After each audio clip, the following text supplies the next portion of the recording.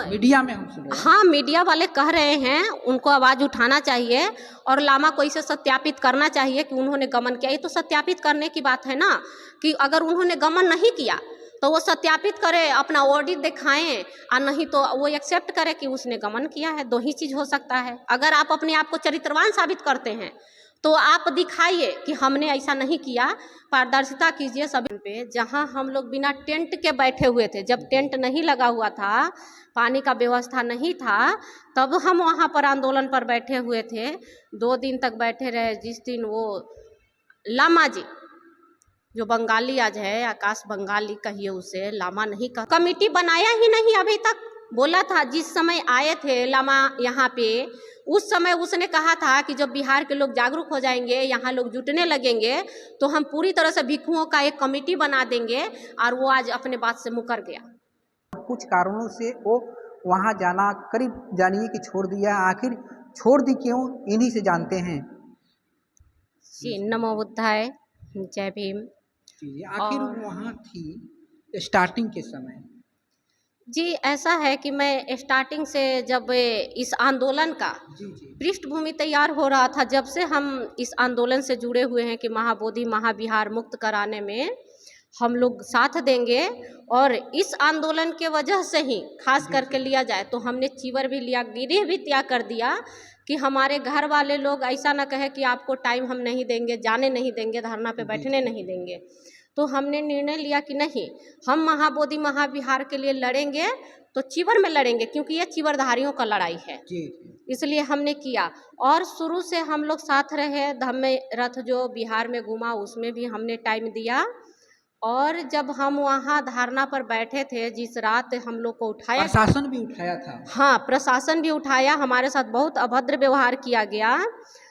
PTMC के gate पर हम लोग बैठे थे, लाल पत्थर पे, वहाँ से उठाकर हम लोग को हॉस्पिटल ज़बरदस्ती डाल दिया गया। जब वहाँ से फिर धरना की बात हुई, जब सरकार से बात हुआ, डीएम से बात हुआ, तो डीएम बोले, लामा जी जैसे बताए, वहाँ के लोग जो कमेटी तैयार किए हैं वो लोग अपना गए थे और डीएम से बात किए कि अब दोमुहान से चाहे जो भी जगह है, आप लोग थाईलैंड टेम्पल तक आप लोग चूज कर लीजिए, पसंद कर लीजिए, वहाँ आप लोग बैठिए, हमें कोई आपत्ति नहीं है। और वो जगह लामा जी चूज किए, वो फील्ड को दोमुहान पे, जहाँ हम लोग बिना टेंट के बैठे हुए थे। जब टेंट नहीं लगा हुआ था, पानी का व्यवस्था नहीं था, तब हम वहाँ पर आंदोलन पर बैठे हुए थे। 2 दिन तक बैठे रहे। जिस दिन वो लामा जी, जो बंगाली आज है, आकाश बंगाली कहिए उसे, लामा नहीं कह सकते हैं, बंगाल के हैं। बंगाल ही में तो सिलीगुड़ी पड़ता है ना। अच्छा, सिलीगुड़ी के हैं। हाँ, दार्जिलिंग में रहते हैं। तो वो बंगाली, मतलब कहने का मतलब है कि वो एक प्रेस कॉन्फ्रेंस में कहा कि आज हम जितने लोगों को बोलने का अधिकार देंगे उतने का उत्तरदायित्व लेंगे। यानी वो सीधे से कहा कि जितने लोग हमारे साथ हैं, हमारे साथ काम कर रहे हैं, उनको हम रखेंगे, बाकी लोग को ऐसे बकरी की तरह, भेड़ की तरह यूज करेंगे। समझ गए? तो उसमें नाम लिया सब भंते लोग का, हमारा नाम नहीं लिया। कौन भंते? उसमें भंते करुणाशील जी का नाम लिया उसने कि इनको बोलने का राइट रहेगा, जो बोलेंगे उस पर अगर सरकार कुछ कहती है तो हमारी जवाबदेही होगी। प्रज्ञाशील भंते जी रहे, सुमित पाल भंते रहे, और आपको कुछ लामा लोग झिम्बा वगैरह उधर के बाहर के रहे जी। और कुछ भंते 1-2 और थे जिनकी नाम हमें याद नहीं है, चलिए, लेकिन हमारा नाम उन्होंने नहीं लिया। लेकिन प्रशासन तो आप ही को उठा के लगे थे ना? हाँ, प्रशासन तो हम ही को उठा के, हम एक भिखुनी थे जो शुरू से तब तक वहाँ पर डटे हुए थे। और आपको ये बताया कि जब अनशन चल रही थी तो उस अनशन में भी हमने, वहाँ के भंते लोग हैं जिनसे पूछिएगा वो सब जानता है कि सब लोग खाया है, लेकिन वंदना 3 दिन अनशन की बात की थी और हम अनशन पर थे, पानी तक नहीं पिए थे। लेकिन लामा जब बोले कि हमें कोई ऐसा, मतलब वंदना हमको बोलने का मौका नहीं मिला कि उत्तरदायित्व लेंगे, तब हम वहाँ से कहें कि बताइए, तब तो हम यहाँ बैठे रहेंगे, लोग आएंगे हमें 2-4 थप्पड़ लगा देंगे। जब उठा के ले गया तब लामा ने कुछ निर्णय नहीं लिया।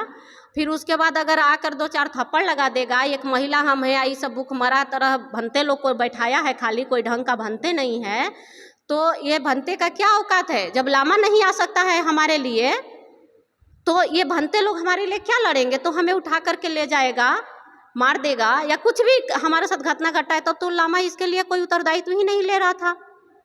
जब हम कहीं शुरू से तो साथ में थी आप। हम शुरू से साथ में थे, यही तो कह रहे हैं कि यही दुख की बात है कि वो लोग या तो कह दीजिए कि पूरी तरह से मान लीजिए कि इस तरह का हिंदुज्म का लागू कर दिया कि हिंदुज्म में महिलाओं को जिस तरह से कुछ नहीं दिया जाता है उसके साथ भेदभाव किया जाता है, पूरी तरह से लामा, समझ गए, जो एक ब्राह्मण व्यवस्था पर लामा लोग है ना, वो महायान को मानने वाला, एक तरह से समझिए कि अभी ब्राह्मण है, वो हिंदुज्म का वहाँ लागू कर दिया और हमारे थेरा लोग भी देखते रह गए, उसके बातों के पीछे उसके पीछे पीछे चलते रह गए और आज ऐसा तक उनका हालात हो गया कि हम तो छोड़ करके आ गए, उनकी हालात एक बंदर की तरह हो गया है। जो बंदर का मदारी वाला होता है ना, जैसे नचाता है वैसे वो लोग नाचते हैं, वही हालात हमारे आज बिहार के भंते लोग का है, जो वो जैसे नचा रहा है वैसे नाच रहे हैं। उनकी अपनी कोई अस्तित्व नहीं है कि हम भी खड़े होकर के कहें कि नहीं, धारणा अगर होगी तो होगी, यहाँ होगी तो यहाँ होगी, वहाँ होगी तो वहाँ होगी, वो भी निर्णय कुछ नहीं ले पा रहे हैं और ऐसे बंदर की तरह नाच रहे हैं। तो निर्णय कौन ले रहा है सबसे ज्यादा? सबसे ज्यादा लामा मनमानी कर रहा है, गुंडागर्दी कर रहा है। अब बताइए ना कि लामा के, आकाश लामा के जो भंते हैं जिसके नेतृत्व में वो अपने चुना सुमित पाल को, अब वो भंते पर केस करता है। ये तो पूरी तरह से आप वहाँ क्या कर रहे हैं, हु-हल्ला कर रहे हैं, जबकि आप शांतिपूर्ण तरह से धारणा करने की बात किए थे और केस करने की बात कर रहे हैं। अब कल परसों में हम पर भी केस करेगा क्योंकि हम भी बोल रहे हैं, वो तो पहले ही हमें धारणा से इग्नोर कर चुका है, कल परसों में हम पर भी केस करेगा, देखिएगा कल परसों हम भी हो सकता है जेल में होंगे। लेकिन फिर भी हम बिहार के लोगों को कहेंगे कि जिस तरह से शुरुआत में यहाँ बंगाली आया, कदम रखा और हमारे बिहार के लोग को सेक्रेटरी बनाया, अध्यक्ष बनाया, जो हमारे सेक्रेटरी पुराने थे, अध्यक्ष पुराने थे, उन सबको हटा दिया। उस तरह से हम सुने हैं कि कल परसों कुछ लोगों को उन्होंने नया टीम बनाया है, गठन किया है। हम ये दावे के साथ कहते हैं कि 10 दिन के बाद, 15 दिन के बाद उन्हें भी वो हटा देगा और कोई वैल्यू नहीं देगा। और ये हम कहते हैं कि जो बिहार के लोग एक बार नेतृत्व करने का, लामा को साथ देने का निर्णय लिए थे, वो एक बार फिर से एक हो जाएं और हम लोग बिहार के लोग मिल करके अपनी सरकार से, जिसे हम वोट देते हैं, उनसे हमें मांगने का अधिकार है, हम उनके पास जाएं और अपना अधिकार मांगे।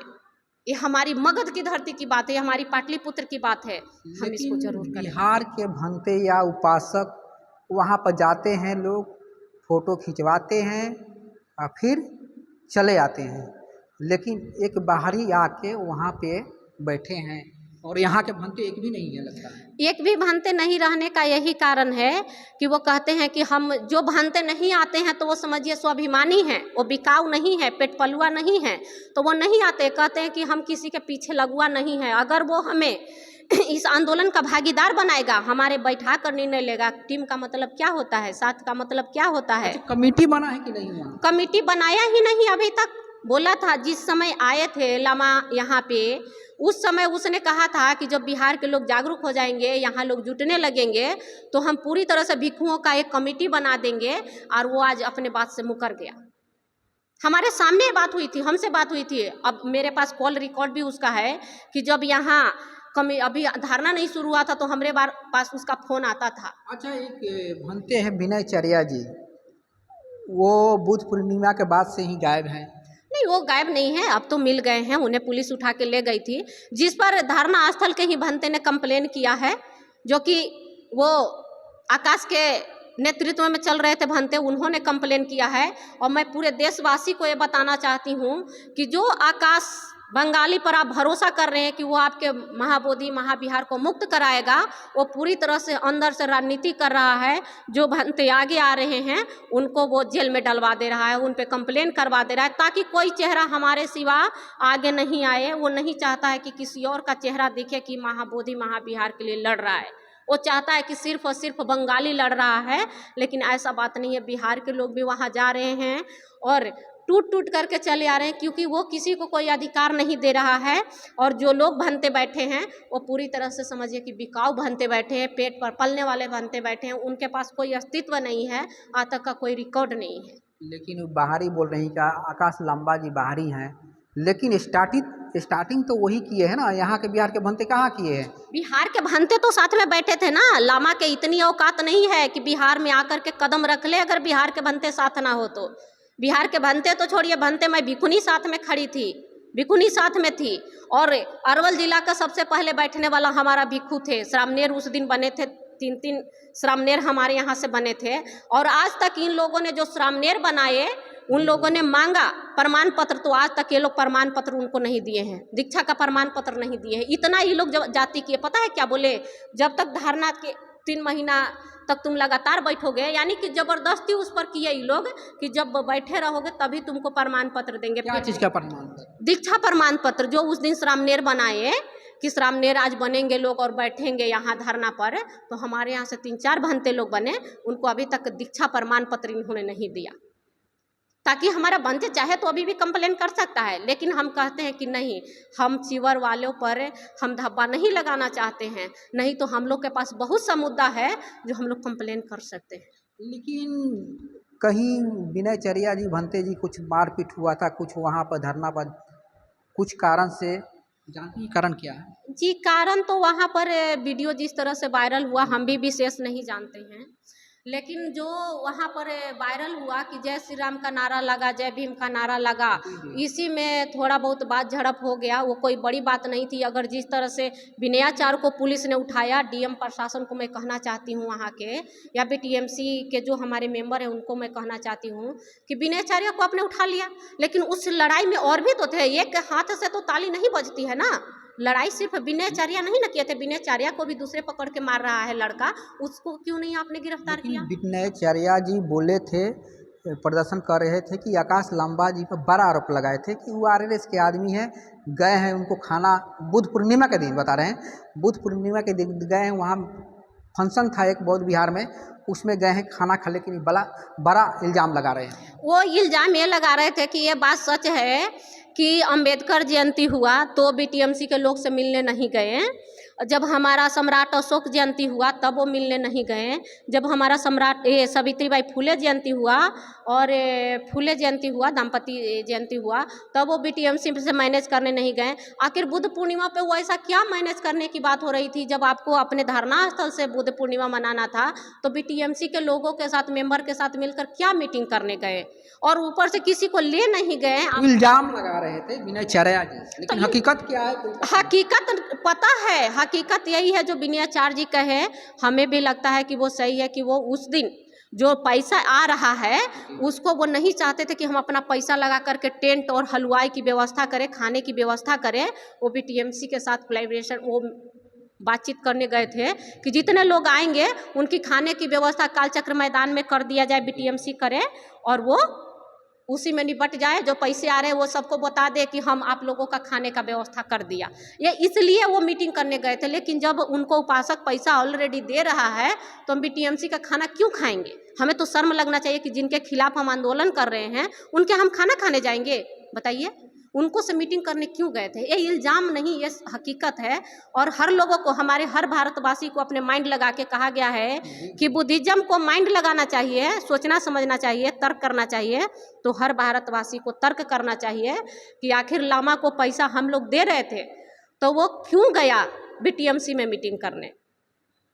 लेकिन एक इल्ज़ाम और लग रहा है उन पे कि 2 करोड़ रुपए का कहीं ना कहीं माने वहाँ से उठाया गया है, घोटाला हुआ है। जी, ये तो हम मीडिया में हम सुन रहे हैं। हाँ, मीडिया वाले कह रहे हैं, उनको आवाज़ उठाना चाहिए और लामा को इसे सत्यापित करना चाहिए कि उन्होंने गमन किया। ये तो सत्यापित करने की बात है ना, कि अगर उन्होंने गमन नहीं किया तो वो सत्यापित करे, अपना ऑडिट दिखाएं, और नहीं तो वो एक्सेप्ट करे कि उसने गमन किया है। 2 ही चीज़ हो सकता है। अगर आप अपने आप को चरित्रवान साबित करते हैं तो आप दिखाइए कि हमने ऐसा नहीं किया, पारदर्शिता कीजिए, सभी लोगों के सामने पटक दीजिए अपना अकाउंट। लेकिन उसमें कमेटी है ना जो देख रेख करती है कि एक लामा जी हैं खाली?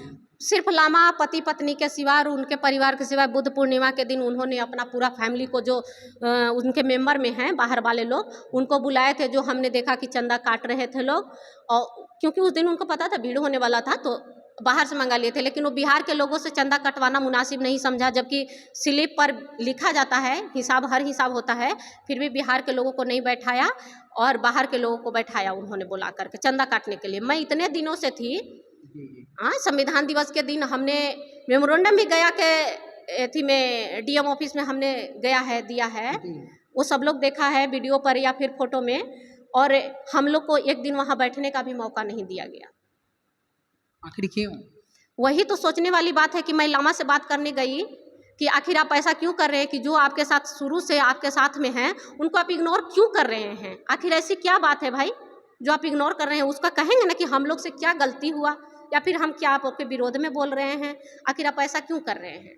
तो वो हम लोग से बात करना ही मुनासिब नहीं समझते हैं। लेकिन अभी धरना कैसे चलेगा? वहाँ पे जो धरना दिया जा रहा है वहाँ से हट गया है, कहीं और जा रहा है। हम तो ये कहेंगे अपने बिहार के जितने भी भंते लोग हैं, सभी लोग तो हमारे भंते लोग मल्टीमीडिया नहीं चला रहे हैं मोबाइल, लेकिन जो हमारे उपासक लोग हैं वो चलाते हैं, वो भंते लोग को बताएं कि लामा पूरी तरह से आप लोग को गुमराह कर रहा है, कभी यहाँ, क्या हम घर में धरना करेंगे? तो घर में तो हम भी बाइट दे रहे हैं, हम भी धरना कर रहे हैं, जगह जगह से सारे भंते लोग बाइट दे रहे हैं, धरना कर रहे हैं, है ना? हम निगमा में जाकर के धरना करेंगे? आज पुलिस कह दी कि निगमा में भेज देते हैं, कल कह देगा घरे चले जाइए, अपने गांव चले जाइए, जब हम जगह देंगे तो आएंगे। उस दिन आप लामा को उस दिन लड़ने आ रहा था, आज लड़ने नहीं आ रहा है।